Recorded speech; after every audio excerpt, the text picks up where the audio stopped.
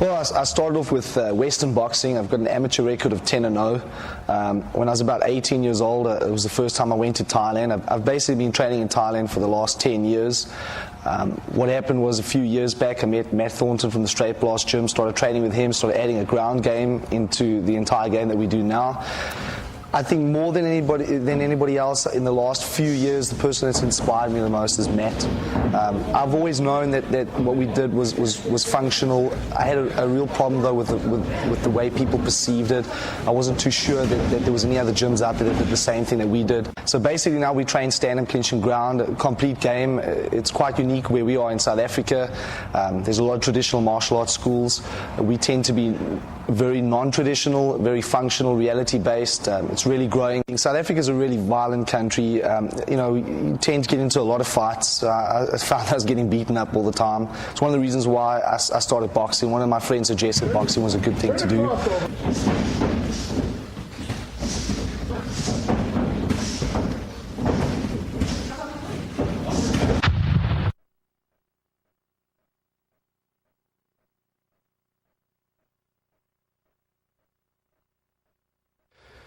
Okay, what we're going to do now is we're going to work on power combinations. A lot of people come to me, ask for combinations. The ultimate test at the end of the day, and the way you're going to learn combinations in sparring. I think that's probably the best way that you can do that. You learn that what works for you personally. Certain combinations don't work depending on your size and the way you fight. What we're going to do though is we're going to work some power combinations that are normally very common in boxing, things that you see all the time, generally work really, really well. We're going to show you a little bit of a different slant, the way we do it, the way we move our body. Even if you have boxing, this might be new to you.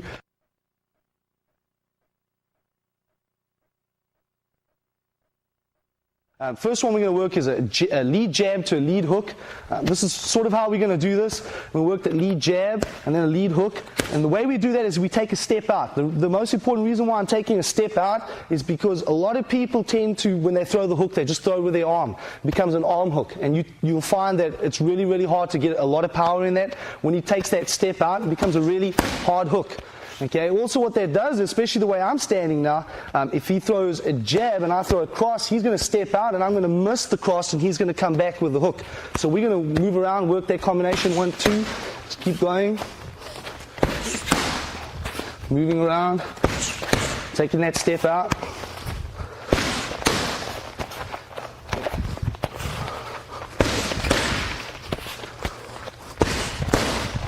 Now, that's a really good combination. The lead jab to the lead hook is something I use all the time. Really underrated, real good combination. That step out's really, really important. You tend to miss a lot of things on the way through there. It's real hard for him to hit you when you do that. You're getting your whole body behind the hook. It obviously adds a lot of power. I sparred with Rodney the other night. I was very impressed by his hand speed and his abilities. He doesn't fight like the normal showboaty style boxer. He's very meticulous. He breaks you down. He was able to pick up some of my weaknesses really quickly and exploit them. He hits like a mule for a light guy, and so I would definitely take the opportunity and train with him if you could.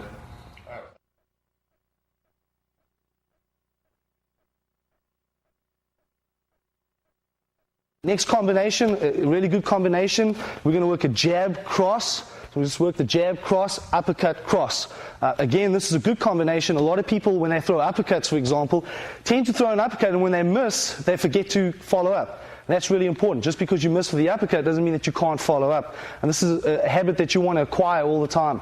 So this combination looks like this. It'll be jab, cross, uppercut, cross. Obviously, if, for example, he missed that uppercut, it would look something like this. He would miss the uppercut and come back with a cross. The same thing if we were sparring. If he went jab, cross, uppercut, jab, cross, and I moved my head back and he came back with a cross, he'd still be able to hit me. You want to always acquire that skill. So we'll move around, jab, cross, uppercut, and the cross. There we go, moving around. That's a really good combination.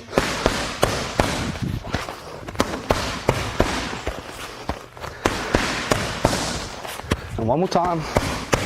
And like we've done from the beginning of this tape, I can take that power combination now and add the strike in. I can just add a single strike in, be it a hook or a jab, working off the pads like we did before, or I can add in 4 strikes and then make him come back.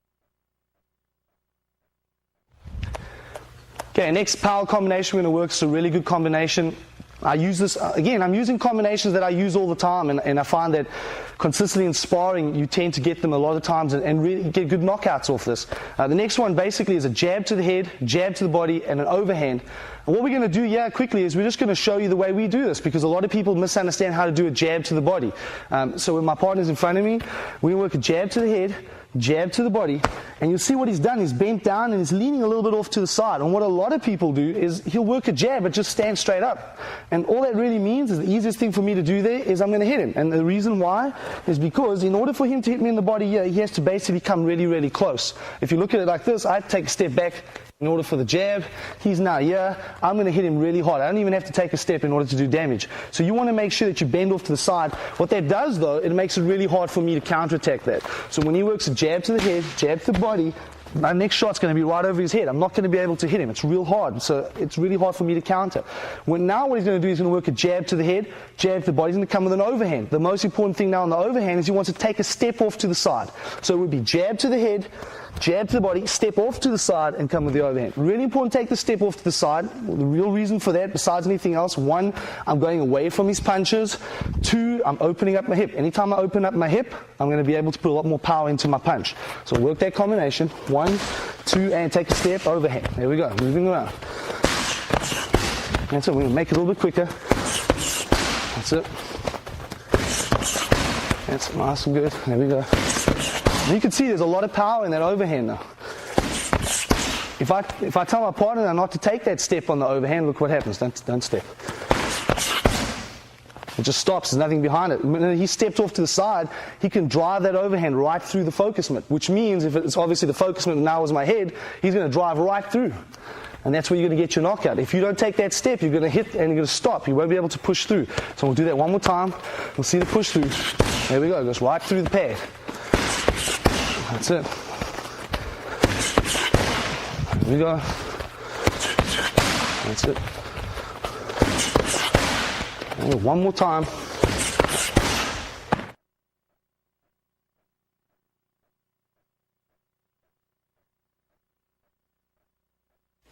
Okay, next power combination we're going to work is a real basic combination, really underrated. The reason why people can't pull this off, their body mechanics is normally incorrect. Work a jab cross to a shovel hook.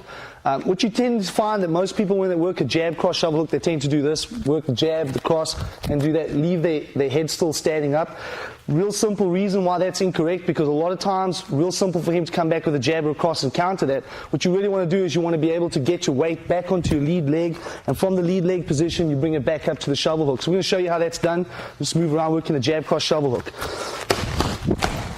Okay, really important when I work that shovel hook, I bend down, put the weight into my lead leg, and then bring it back up. Second thing that's important, this hand on the other side, I make sure I keep it by my face at all times, which you find a lot of times people work a jab, cross, shovel hook, and take the hand away from their face. And that's the easiest way for you to get knocked out. So we'll move around, jab, cross, shovel hook. Okay, let's keep moving.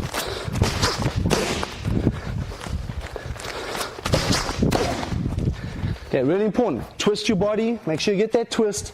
Put the weight on the lead knee, and then bring it up. Make sure that, to show you without the glove, what I want to do is I want to turn my hand. I want to make sure I turn my hand up. I want to try and get my hand into those short ribs. That's what's going to break the ribs. Big mistake. A lot of times people tend to do this. This is not a good punch. You want to make sure you turn it up as much as you can. That's why it's called a shovel hook. It's like picking up a shovel all the time. From here, work jab, cross, shovel hook. Making sure, put the weight on the lead leg, bring it back up, move around, and move around. Yeah, and keep moving. A couple more times.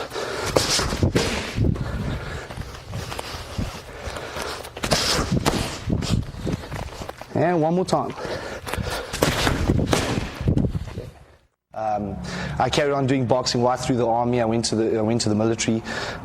Heard about Thai boxing from a a person that had been training overseas and said it was a really good style to train. I basically packed up everything, went to Thailand, stayed there the first time for 3 months, stayed in a Thai camp, training Thai boxing every single day. You know, if anybody knows anything about the Thai camps in Thailand, they train 6 hours a day. It was a good experience, a good opportunity, changed the boxing perspective for me, because now obviously there's elbows and knees and kicks. Basically just carrying on from there.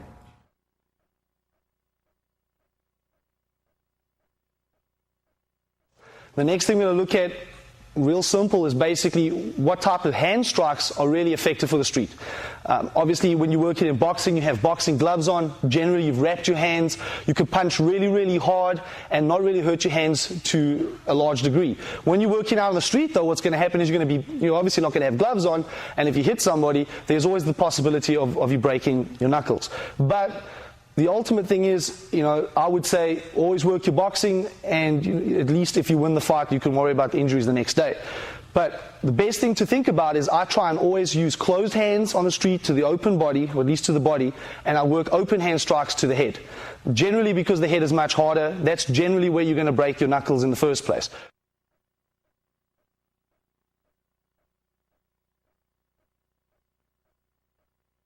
What we're going to look at now is something that's really underrated, is an open hand slap, basically working to the side of the head. Most people don't even think about this or consider it. I would say it's one of the best tools you can use on the street. It has a shockwave effect. Generally, it has good knockout power, knocks out people a lot faster than, I would say, even a hook. And it's something you really want to acquire as a skill. Really good technique to work straight off the bat, something that you work straight off in a fight. Always works. Really good technique. We'll have a look at it now quickly. Good way to train this for now is on the focus mitt. What I'm trying to do here is basically cup my hand slightly, and I want to try and get a motion where I'm turning my whole body into the slap. And what it's going to look like and sound like is something like this. Yeah, that's a really good motion. And the idea is I want to hit and push slightly down. I want to try and really come into him. The reason why I don't want to hit straight up is because if I hit straight up, my hand might, if he moves his head, is going to slide over the top of his head. If I hit in and down, even if I miss the ear, I'm going to hit him right here on the side of the neck, and that is just as painful as getting hit in the ear. It's also going to cover slightly part of his jaw.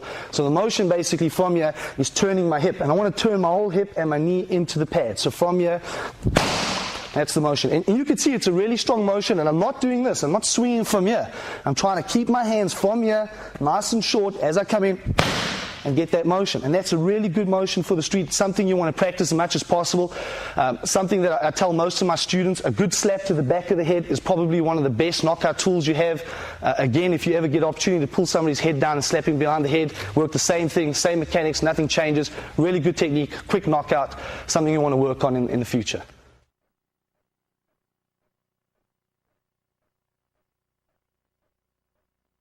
We're going to move on to some kickboxing now. I'm just going to explain my personal view on kickboxing, and again, take what you think is useful to yourself, and whatever you think you can't use, obviously you reject it. The most important thing here, in my opinion, kicking breaks the fundamental rule of fighting, which means keep balanced all the time. With that said, it doesn't mean that you should not practice kickboxing. You have to keep that into consideration. So what we really want to do is we want to keep all the kicks really, really low. I think that's effective no matter if you're fighting in a no-holds-barred event or you're fighting out on the street. Low kicks are really, really effective. They work really well. It's a risk to try and kick somebody high. Obviously, there have been, even in no-holds-barred competitions, there have been knockouts with high kicks. But generally, statistically, if you take, say, 200 people, most people cannot learn how to kick. So after 2 years, you have about 199 people still really struggling, and maybe one person has actually got it down. I find in my gym, for example, the quickest thing that people learn is the clinch in boxing. Then comes the kicks, and most people tend not to use the kicks too often, because once you add grappling into a game, which everybody knows now, no holds barred is one of the major players. Once you add grappling into a game, your kickboxing has to change, and then you have to be really careful, especially on high kicks, because of the takedowns. I'm going to go through some basic kicks. Most of you might know these kicks, but what I'm going to do is going to change maybe a little bit, look at a different way of looking at the kick. Again, keep an open mind, and then obviously you want to try and use them as much as possible. Well, the good thing about all the people with the Straight Blast, including Rodney, we've got instructors all over the country now and all over the world. and they're very similar in temperament and nature. We get along real well. They're all honest, reputable people. And the same thing with his students. He treats them well. He doesn't have an ego that's concerned about getting there. He spars with all his students just as we do. And I think that's something that's fairly rare. Most of the traditional martial arts guys, they'll sit back and watch the sparring, but they have too much to lose, so they don't really want to get in there and mix it up because they might look bad.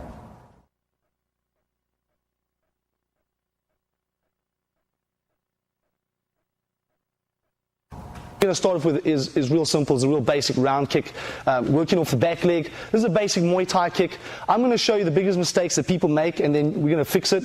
Generally, what happens when somebody throws a round kick to the thigh, this is a really good kick.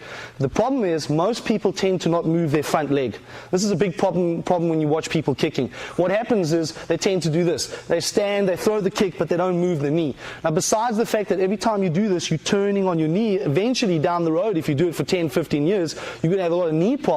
What you're really doing is you're stopping the power base. The power base always comes from your hips. So what you need to do then is open the hips. A real simple way to think about this, if I'm standing in front of the pad, I draw a triangle on the floor. Basically the point of the triangle is in front of my legs, and I have two angles at approximately 45 degrees. Obviously these angles will change once we start moving. The idea is I want to step, open up my hips, and then put the kick in. So basically the idea is this: I step and open and put the kick in. Okay? Really important to take that step. Step and then kick. You never ever want to stand in one spot and throw the kick. Okay, that will come later on. You'll see kicks like that. Those kicks are more for NHB, for no holds barred competition. Reason is really pretty simple. You'll see most Thai fighters when they kick, they'll throw a kick and spin right through. This is a really good motion. I've talked to a lot of people about this. I think it's really important that you need to train it that way. And the reason why you need to train it that way, because it gives you good body mechanics. Basically, if you're kicking at 10 all the time, which will be the highest power base that you have, kicking 10 all the time, driving through the target. Now when you stand like this and the pad is on the side and you're doing more of a Vale Tudo style kick, you're still going to be able to get power because you've been kicking at 10 all the time. If you just practice your kick at say 7, which is here, it's only going to ever stay there. You're never going to be able to get the complete motion and the complete hip motion. So what you really want to get is you want to get the step out the side and then drive.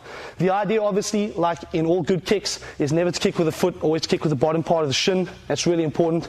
Obviously, if you pick your shin up in the way, you're going to break your toe. So what you want to do here, take the step to the side. I'm going to show you a couple of times. See what I'm doing. Step and then kick. Okay, making sure I step and then kick. All right. When you're training with somebody and you don't have a pad like this, you always want to bend your knee in. You bend your knee in so basically you don't hurt him. Okay? The idea would be with a pad, because it's a good pad and I can kick quite hard, the idea is to drive through, step and drive. Okay? Second thing that I'm trying to do is I always keep my hands up.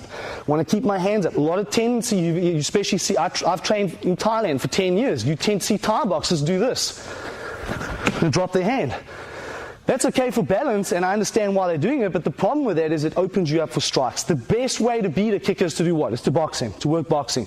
If I work rushing and I work boxing, easy way to beat a kicker. So what I don't want to do is I don't want to get into the habit of start kicking like this, because if he starts rushing me with strikes, I'm going to get knocked out. I want to make sure keep my hands up and drive the kick in. Second thing I want to do is I want to make sure I lean back on the kick. And the reason why I'm leaning back on the kick is so it becomes harder for him to strike me.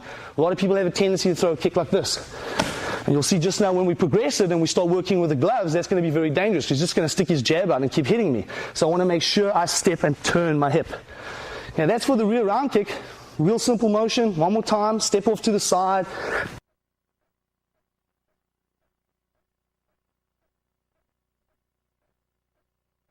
Next one that you see a lot of now is the lead round kick.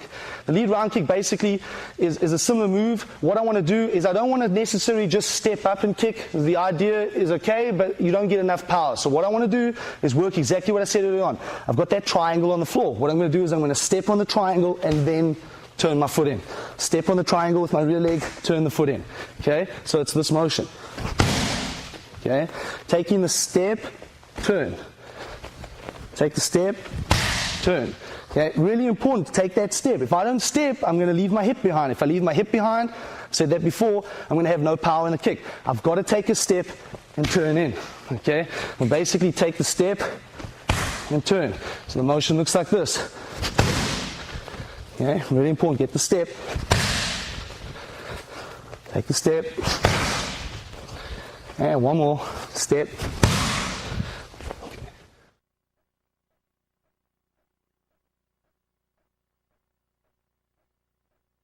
Okay, next one that's real good combination is just working that stomp kick. So what we're going to do now is I'm just going to work a double jab. So work jab, jab, come up, stomp the front of the leg. Work the same thing. That's it. That's a good kick, especially if you've got shoes on. There we go. We'll keep moving around. You can obviously do this off the rear leg, but generally the lead leg is the best leg for this.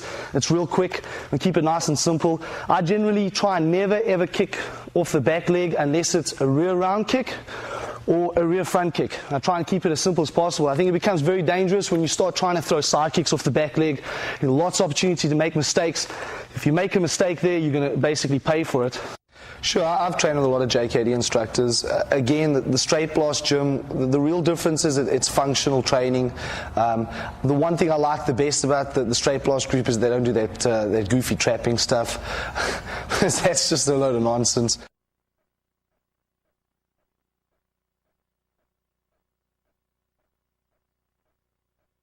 Work the lead side kick now. Just work keeping it real simple. Work a jab, lead side kick. But the way we work the side kick now is I want to try and get my knee to my elbow. Okay. So what I want to do is I don't want to do this. Okay, because that's not really going to do any damage. What I want to try and do here is jab and bring it up and down. Okay, I really want to stomp right into his legs. So I'm moving around, jabbing up and then down.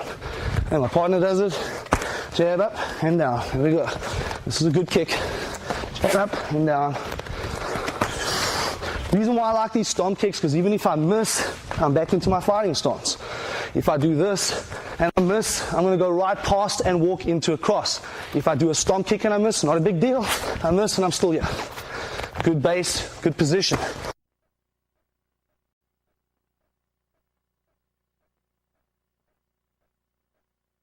The last one we're going to cover, this is more of a shoe kick. It's something you want to do when you've got shoes on. It's called an inverted kick, doing it off the rear leg. Again, I can just work a jab for this so you can see, keep it simple. Jab and invert to the thigh. Okay? Underrated. Most people don't think it's really effective. It's not that effective if you haven't got shoes on. It's something you really want to do if you have shoes on. It then becomes a really good kick if you've got heavy shoes on, like working shoes. So we're going to move around and work that one now. Just work a jab to an invert. There we go. Key here, jab, get my knee up and come down. Still a stomp kick.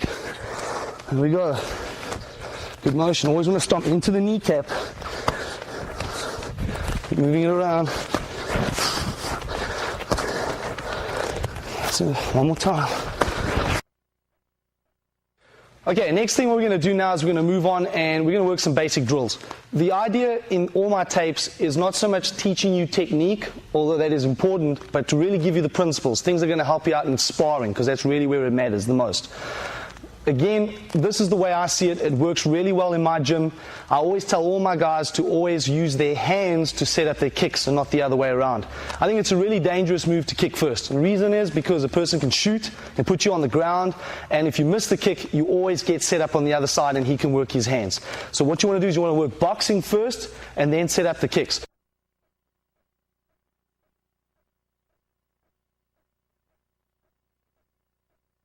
There's really 3 times that are really good for me to kick. The first time is when my partner is backing up. The reason why that's good is because I'm going to use my hands to get him to back up and then throw a kick. It becomes very difficult for him to change levels and shoot, which means to put me on the ground. It's also very hard for him to counter with his strikes. The best time for him to counter with strikes against the kick is when I'm standing still and I throw a kick and then he throws a cross and I walk straight into it. That's one of the reasons why I never want to kick first. So what you tend to do here is you get your partner to move back, and as you're moving back, you put the kick in. Okay, so we're going to show you that again. Get him to move back with your boxing and then put the kick in. Moving around, get him to move back and then put the kick in.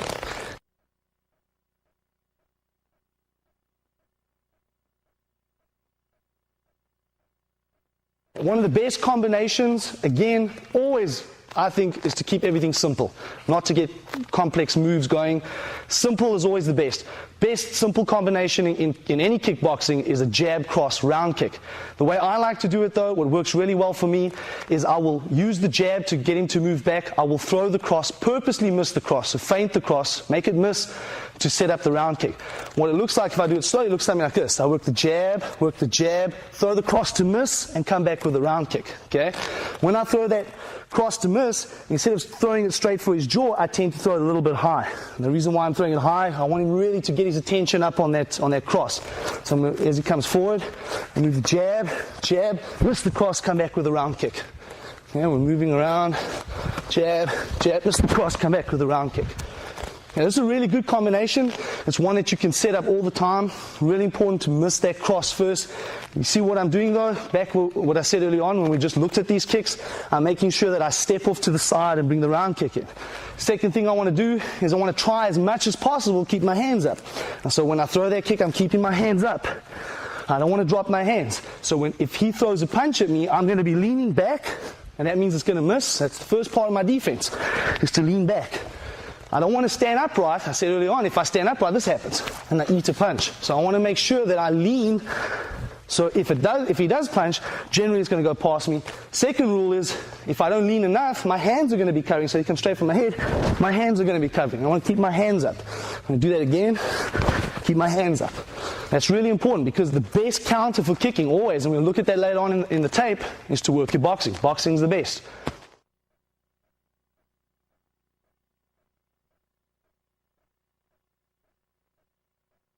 Okay, early on I talked about that there's 3 basic times to throw a kick. The first time was when he's backing up. We've already covered that. Really doesn't matter. We're going to look at that. I'll put some combinations in, work different kicks where you'll see that.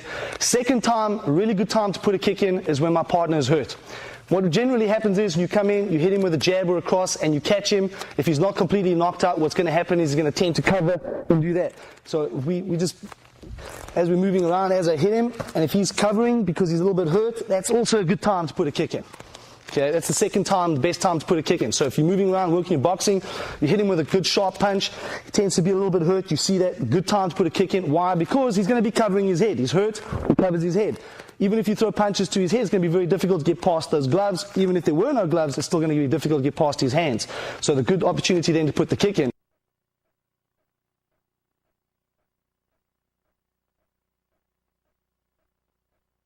The third time to throw a kick is when he's distracted. Okay, now how you distract him is we're moving around and maybe I throw a feint and then I put a kick in. That's also a good time to work it. Okay, so the 3 times to put kicks in is when I use my hands to back him up. As he's backing up, I put a kick in. Okay, real hard for him to get shin blocks, hard for him to shoot. Okay, real hard for him to counterattack with his punches. The second time is when I hurt him with my hands. Maybe I hit him with a punch. Boom, as I hit him, put the kick in. Right. Third time is when I distract him. That means I might be moving around and I work a feint and then I put a kick in. Those are the 3 times, best times. That's all the time you want to work. Hand and foot combinations. You always want to try and put your kicks in of one of those three things that I've talked about.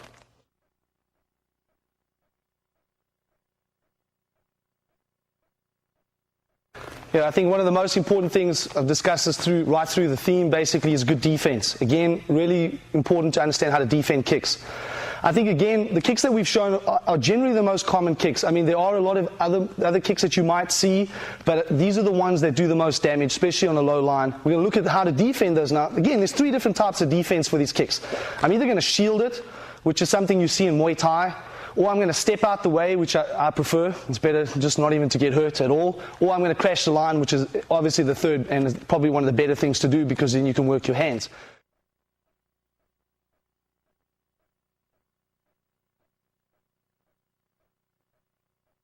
When we did the blocking of the kicks, instead of a normal shield, a normal Muay Thai shield, where I'm catching it on the middle of my leg, since I'm an amateur Muay Thai fighter and we wear shin pads when we fight Muay Thai, but those shin pads come off when I fight in the holds barred, and I'm definitely not nearly as conditioned as I should be. And I like the way that he brings his foot up a little bit and catches up higher, since in some of my no holds barred fights I have in the past walked out of the ring, even though I'd won, I'd walked out of the ring limping about 10 minutes later because of how much pain I'd caused myself in blocking some of those kicks. And we're going to look at the shin block and the way I do it. real basic move here. What I want to try and do is still pull my toes up, but what I'm going to do is I'm just going to use the bottom part just below my knee. This is probably where it's the strongest part of your shin. The easiest way for me to explain this to you is if you put a pole in the floor and you secure it at the top, the weakest point in that pole, if you hit it, is in the middle. So what I'm saying is you never want to try and shin block ever with the middle part of your leg. That's probably where you're going to get hurt the most. You want to try and really take it at the top. If you can't take it at the top, then you always take it just here below on the ankle. That also works. Better to take it on the top though, less injury to your knee. So what we're going to do is this: when he throws that kick, I'm just putting the leg in. From here, as it comes in, just put the shin in there. I'm pointing into it, putting that in, trying to drive the top part straight into that kick. If it comes the other side, doing the similar thing, you're really conditioned. Most Thai fighters in Thailand, for example, train 8 hours a day, every single day of their life, 360 days a year.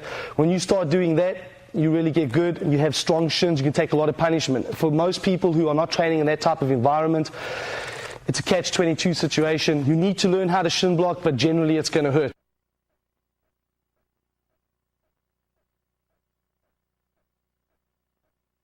What I try to do now is just step out the way. That's something that I really like to do. It's not going to hurt me. If I do it correctly, I'm still in range where I can counterattack. So when my partner's in front of me now and he throws the round kick, I just pull my leg out the way. It's real simple. I try not to move my back leg though. I just want to work that lead leg. So the lead leg is just going to step back. As that lead leg steps back, as I step back in, I'm back in range to strike. So when he's moving around, I kick, step, and I'm back in range to strike. Around again, just do that, and move my leg out the way.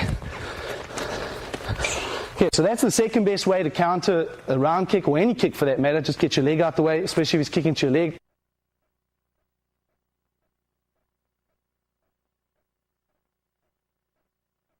The last way is probably one of the best ways, is just basically just to crash. And what that really means now is as he kicks, I just move in and work my hands. The further I'm going to move up on his leg, the less power there's going to be. You imagine a baseball bat, when I swing it, the power is in the tip of the baseball bat. The further I go up, the less power it's going to be. So if I can time that and step in, I'm going to take basically all his power base away. That's really what I'm trying to achieve here. I can give you a good example. A couple of years back in my gym, we had some of our guys who went and competed in a kickboxing tournament. We don't really do kickboxing. And all I said to them was, don't worry about the rules. Every time he kicks, just get in there and work your boxing, work for the knockout. And basically what happened was at the end of the night, we won 6 matches. There were 6 fights from our side. We won all 6. Everybody got a gold medal. Everybody won a knockout. And how they did that was real simple. Every time he threw a kick, just step in and work the hands. This is where it brings me back to the point early on. Really important now. If he's throwing kicks and you want to try and avoid that to the best that you can, you want to make sure that you've been stepping out to the side and you want to make sure you lean back. You don't want to start getting into the habit of doing this. Okay, coming in straight. Because when you come in straight, I'm just going to hit him with my hands. So you want to make sure you lean back on the kick. When he throws that kick, I'm doing this. It's real hard for me to get in there. Also stretches him out, which means they have to cover more distance. But generally most people don't do that. So it's an advantage to be able to crash, get in there and work your hands.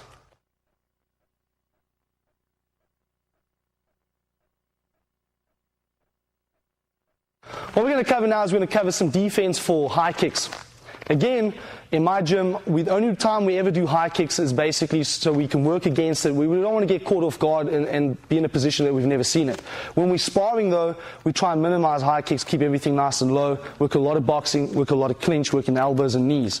We're going to work some defense against those high kicks now. Again, what's really common is the round kick. It's something that I keep saying all the time. Generally, if you watch most no-hold-barred competitions, it's either a round kick or a front kick. Generally isn't anything else other than that. So I would say that these are the kicks that you really need to learn how to defend. What we're going to start with first, we're going to start with the rear round kick. He's going to be kicking to my head. The way I'm going to defend is real simple. I'm going to pick up one arm. My one arm's going to be a shield, and the second one's just going to be like a safety catch. And basically I'm going to put them together. So when he throws the kick at me, I'm doing this. And as it comes in again. Okay, what I'm doing from the side is I'm pointing my elbow this way, keeping my hand up against my face, and I'm pushing with his hand. I'm making sure that I don't push straight through, so I open up my head. I'm just doing that, keeping it nice and tight. When that kick comes in again, I'm doing that. Nice, because I can still come back with my hands. I'm still in a position to counterattack. Okay, moving around. There we go. If he comes off the other side, I switch it now. Okay, as he comes up again, I switch. Comes this side, and I switch. Other side, again.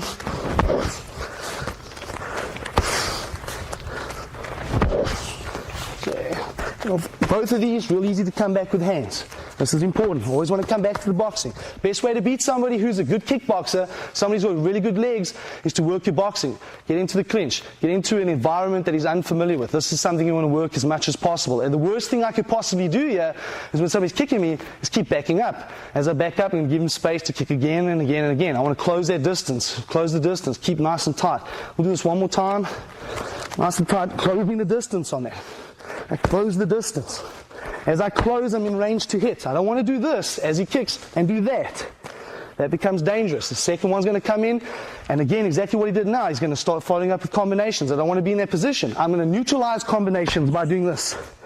Okay? It's real hard for him to come back with a combination if I crash, because now he's backing up and trying to hit. Most people can't back up and hit. This is one thing that you're going to learn when you spar. So basically what you want to do is just crash that line. Get in there. Get in as close as you can. Just crash it. We have a no-holds-barred team that's doing really, really well in NHB, a lot of matches that we've won. So I think, definitely, I mean, from the progression from where I started to where we are now, it's light years apart. Definitely getting better all the time.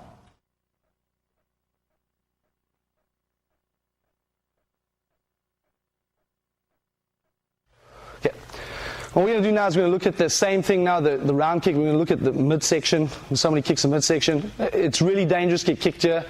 The reason is really easy for him to break your ribs. So what you need to do, basically, as he throws that round kick, what I'm going to do now is I'm going to just drop a little bit. He throws the kicks, I drop. Okay, I want to use my forearms. As he kicks this side, I drop. The reason why I'm dropping a little bit is, again, I'm trying to cut as much up onto his leg as possible. I'm not taking it yet. When he throws a kick, I'm not doing this. That's where his power base is, right here. If he kicks me there, that's where it's going to hurt. I want to make sure as it comes in, I cut into it. Okay, straight off, as I cut into it, I'm going to be able to hit. Move around. Cut into it. Yeah, it also protects my ribs, because even if I just stand here and if he throws a kick, he might slip underneath that and catch me.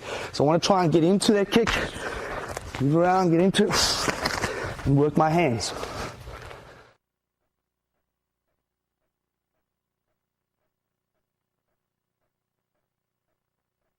Yeah, what we're going to do now is, we talked about really the two kicks that you have to worry about, the front kick and the round kick. We'll look at the defense now for the front kick. Again, it depends on where he's kicking. We're going to start with the low stomp kick first, which is to the knee. We're going to show you how to defend that. Start off here. Let's do the kick first. Basically, what he's trying to do is he's trying to kick the top of my knee, and as he does that, that's going to drive my leg back, and when it stops moving, that's when I'm going to get injured. That's where it's going to snap. So what I want to do now is I'm just going to pick my leg up. So as he kicks,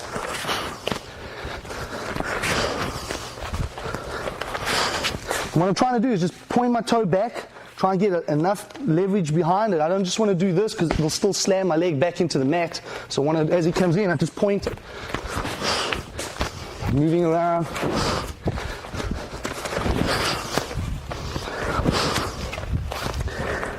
Again.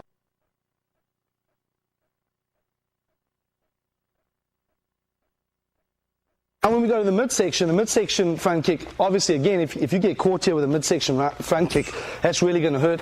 What you need to do here is, again, keep to the tight defense. Nothing really changes. As he throws that front kick, I'm just going to put my forearm in the way. Move around. Again, any chance that I can, I want, especially off the rear front kick, as it comes in, I'm popping it a little bit off to the side. As it comes in, pop, and then I would return with my hands. Comes in and kicks. There we go. Moving all the time. The reason why I like the downward elbow motion, especially if we barefoot, what's going to happen is his toes are going to run right into my elbow, and that's always going to hurt him a lot. So if you look at that really carefully, this is what I'm doing. Putting my elbow in the way. Okay? I don't like to defend like this. Although it's not incorrect, it tends to open you up. If you've been listening to what I've said, the guy's going to always come back. He's going to come back with his hands. So if he throws a front kick, I want to do things like that. As he throws that front kick, doing things. Although it works and it's still a good motion, the problem with that is that you're going to basically set yourself up for the hands. Here's a good example. He throws a kick, I maybe miss, this happens. Okay? In this position, there's little chance of me missing, and I'm always in a position that if he decides to drop off that front kick and come back with hands, I'm in a good position. So if he throws a front kick, I'm still in a good position to defend. If I make a mistake here, I'm going to pay for it. So I want to make sure it's nice and tight, getting my elbows in the way. There we go. That's it. If he goes low, I pick my leg up. As he comes low, leg up. I can move out the way, get leg up again, move around. As it comes midsection, elbow in the way. Move it again.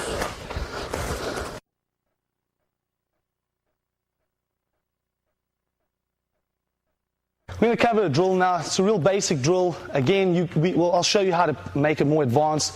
Really good drill to get the timing of the kicks. All I'm going to do is I'm going to move around. I'm going to be throwing a jab. My partner's going to move around and just insert the rear round kick first. As we go, we're going to progress, and you'll see we'll put all the kicks in, and later on we can work it just off the hands. I know that in the beginning of the tape I said always use your hands to set up your kicks. This is not what this is about. This is just a drill to teach you timing and body motion to get out the way of the hands. Where this is important is where you throw in a kick and then your partner counterattacks, or the fighter counterattacks with a jab or a cross or a punch. This is where it becomes very important. Really important drill because it teaches you good body mechanics, and you'll find that your kicks will improve just from doing this. This is a real basic drill. We move around, jab, and he's just going to insert the rear round kick. I'm not going to put too much pressure on. As he got better with it, we can step up the pressure and go a little bit faster and a little bit harder. So move around.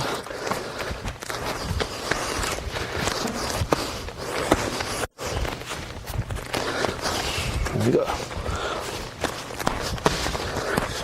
Yeah, you'll see what he's doing, which is really good. Sometimes he defends and then comes back with a kick. At other times, he uses that body motion where he's bending back to slip the punch and throw the kick, which is also a good thing to do. So if we do that slowly, it's real simple what was happening. He either defends and then comes back with a kick, so defends and then kicks, and you see what he's doing? He's working that catch. Because why? Because he's in the rim shot range. That rim shot range means he's out of the range of the jab. That's where you want to work a catch. So he works a catch. And if you remember from the rim shot range, that means he's in range to throw the kick. That's why he can catch me if I don't move back. So move around, he catches, and returns a kick. The second one is he's going to work that movement, that step to the side, and the backward lean to slip the jab, and as he slips, he puts the kicks in. So now we're moving around, he slips and kicks. That's also a really good move. Again, slip and kick. All right, now what we're going to do is we're going to put that rear round kick in, and we're going to do the lead round kick. And it's just going to put it in wherever it feels. Again, it's really important to break it up, not keep a rhythm, put the kicks in wherever possible. But the most important thing is don't just keep doing the same thing over and over. Break it up, change it around. Sometimes throw two round kicks off the rear leg, then come with a lead round kick. Keep switching it up as much as possible. So we move around now, and he's just going to insert. There we go. That's nice. There we go. That's it. Okay, now we're going to take that and we're going to add the lead stomp kick in. So we got all that plus that lead stomp kick. Everything we've done there. There we go.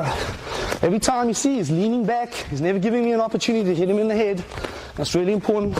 Keeping that rim shot range, that's the most important thing. Is keeping out of the range of the jab. If you're out of the range of the jab, you can easily put the kicks in. There we go. Now he's going to put that side kick in as well. So the lead side kick's coming in. Here we go. That's it. There we go. Now we're going to put the inverted kick in. Move around with the round kicks, side kicks. Okay. All right, once you got that, you can progress. Now we can put jabs and crosses in. We work the jabs and crosses, and he's working the kicks. There we go. And try and slip that cross and put a round kick in. Here we go. Perfect. Obviously, I'm going to mix that jab cross up. Sometimes I'm going to go cross jab. Or double jabs cross. Back to the basics we've done. Here we go. Moving around.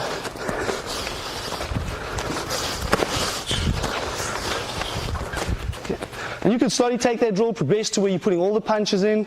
Generally, most of the time though, when you're throwing kicks, if you're in the right range, he should only really be able to hit you with a jab. Most people that come in will quit for basically the same reason as the ego. When I say people quit because of the sparring, they don't quit because they get hit. They quit because their ego is hurt, and that's ultimately what it comes down to. There are people that come to learn how to defend themselves, but if it was only about defending myself, that's just ridiculous, because anybody can pull out a firearm, anybody can just shoot you.